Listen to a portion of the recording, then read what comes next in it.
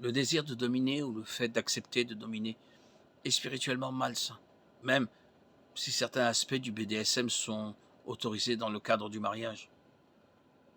Les croyants doivent faire preuve de prudence et de discernement et protéger leur mariage de toute influence corruptrice. L'adultère, les trios, l'échangisme et la pornographie sont clairement mauvais. Et la Bible identifie explicitement ces choses comme des péchés. Au-delà de cela, tant que les pratiques sexuelles d'un couple marié honore Dieu sont exclusives, aimantes, orientées vers les autres, unificatrices et mutuellement convenues, elles portent la bénédiction de Dieu. Si un mari et sa femme sont en plein accord sans que ni l'un ni l'autre ne soient forcés ou contraints, Dieu a donné au couple marié la liberté concernant ce qui se passe au lit.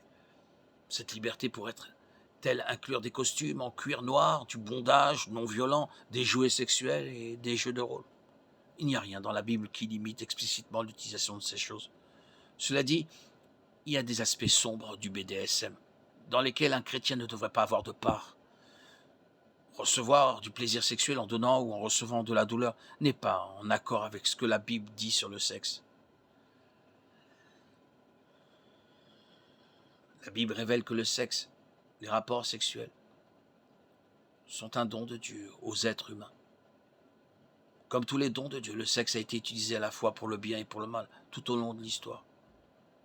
Le commandement de Dieu à Adam et Ève, délivré avec sa bénédiction de se multiplier, Genèse 1, 28, implique la nécessité pour eux d'avoir des relations sexuelles.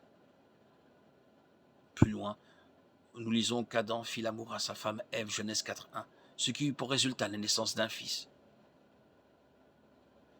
En plus d'élargir la race humaine, Dieu a conçu le sexe pour l'union physique, émotionnelle et spirituelle entre un homme et une femme, pour la vie. Genèse 2, 18, Matthieu 19, 4, 6, 1 Corinthiens 7, 32, 34.